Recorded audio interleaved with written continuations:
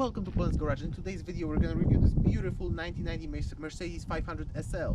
So the SLs in Europe are known as the muscle cars of Germany, and under the hood of this beast we can find this beautiful, amazing sounding 5.0 V8 producing 326 horsepower. A really cool feature at the front of the car are definitely the headlights.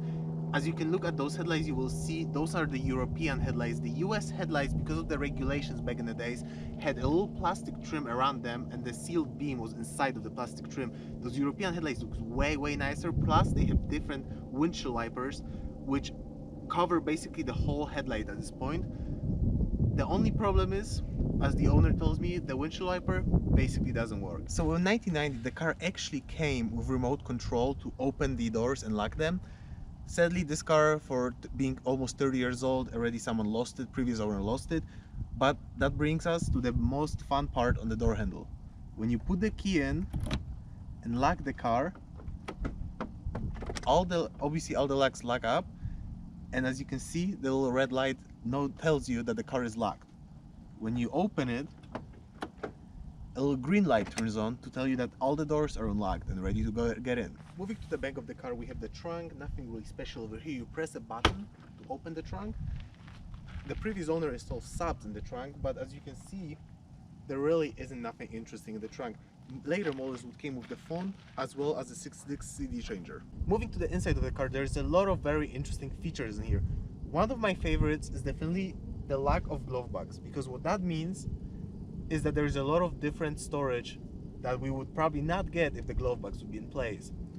Starting with the center console, right here, you just press the button and a little cigarette or sunglasses holder pops up. As we have no sunglasses holder up here, we can easily close this one. Moving to the bottom, you would think this is an ashtray. It's not, it's just another storage that they install over here. You can close this one easily as well.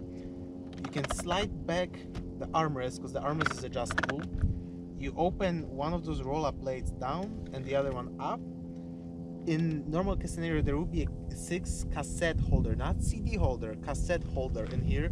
The previous owner removed the holder, but it leaves us basically a glove box in here and an ashtray as well as a lighter. You can close this one.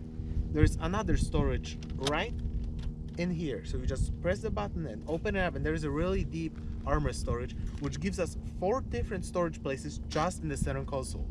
Moving on to the door, on each door we have an extra storage that pops up. It's pretty deep storage, it's just not very wide, so it's sort of hard to put your hand in there.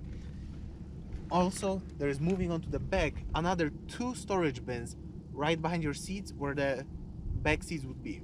Alright guys, so I got the key from the owner, and one of the cool things, when you twist the key to the run position, I don't know how well you can hear it, but there is no dinging, there is a buzzer in here. It's a very cool 90s style, 80s style looking and sounding buzzer. Another very cool thing is the back roll bar that opens at the push of a button. Definitely a very cool and unique to this car 90s feature. Moving on the same center console, right next to the roll bar button, there's an antenna button that you can just press and your 90s antenna slides out. Moving on onto the seats, there is a memory for 3 different drivers of this car. In 1990, 3 different drivers can set up their own memory. Now the owner of the car is gonna show you something really cool. Okay, wait, it's number 2. If this is not cool, I don't know what. You press the memory, not only the seat moves, but your center mirror. 1990, I'm reminding you guys, in 1990 the center mirror has memory built into it, as well as the outside mirrors. If this is not the best or nothing, I don't know what is. One last thing that is really impressive when it works, sadly most of the times it doesn't work, is the hydraulic top. So the car is, as you can see, obviously is a convertible. Originally it came with a soft top as well as a removable hard top. It's all operated by hydraulic pump. The only issue is the main ECU, I guess you can call it, that operates this system sadly blew up, and it's really hard to get someone to rebuild it, and it's really expensive to buy a replacement. Another cool feature, this time on the outside of the car, but you turn it on from the inside, is the mono wiper.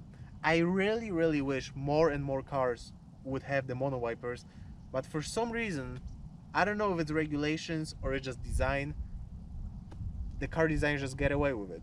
Alright guys, so we're here with the owner of the car, Justin. Say hi. What's up, guys?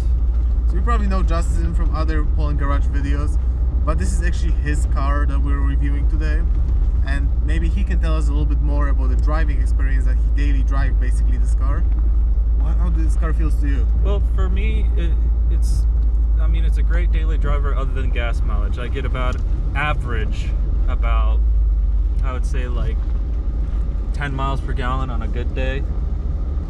And but for it being almost 30 years old, it's a great daily driver. It's comfortable. It keeps up with modern cars, so you know you have no problems merging onto the freeway. You know, living here in Southern California, you know, it's supposedly 83 out. It's supposedly 83 degrees outside, according to the car, which is bullshit. It's like 60, but you know, the top's almost always down. It's a good canyon car. I mean, it's heavy. You can feel that it's heavy, but it's controllable, you know. How do you think? Do you get attention driving this car? Is it like attention grabber, like, or people don't really care for those? Not so much with younger people. I should say younger males. Females, they just see it's a Mercedes and it's a convertible, and they're like, "Oh my God, let's go for a ride with the top down." But at a gas station, if you see like someone in maybe their 40s or 50s, they know this car. They'll be like, "Oh, you know," usually more people that you could tell that have a lot of money because these cars were expensive. They would be like, "Oh, I had one," or "I knew a guy that had one," and they were great cars. And this car was like the last true good Mercedes before they went to all plastic and everything started breaking. And just a all good round car. Because when you guys think about it, how Justin said, people in their like 40s, 50s, someone who is in their 50s right now, when this car came out, he was like 20 years old. So you don't really think about this car as the new Mercedes SL. You have to think about this as a top of the line sports convertible. Like, think about it as the AMG GT of 1990, you know? That's something very different and very interesting for a lot of people, and something that like rappers would think about. A lot of rappers had those cars, and a lot of famous people had those cars. So this is something that like, that would be basically the shit to have at the time, you know? That's why the people in their 50s right now, they might be really more excited about those cars, and a lot of them might not even think that they're able to afford those cars. Because, like, do you want to say what you paid for this car? I paid $1,500 for this car. It didn't run when I first got it, but all it turned out to be was a radiator and a fuel pump, or well, I guess fuel pumps, which you've seen in the other videos that we've had on this car. Other than that, I have not had a single issue with this car.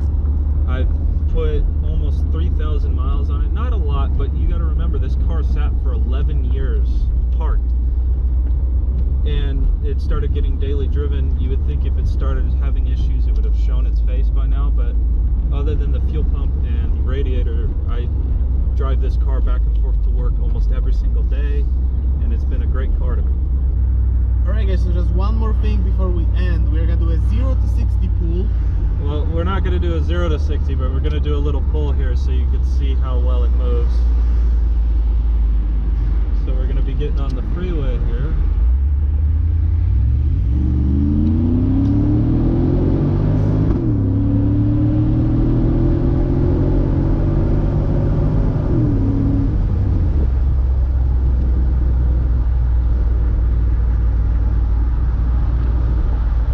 So I think this is the wrap for this video.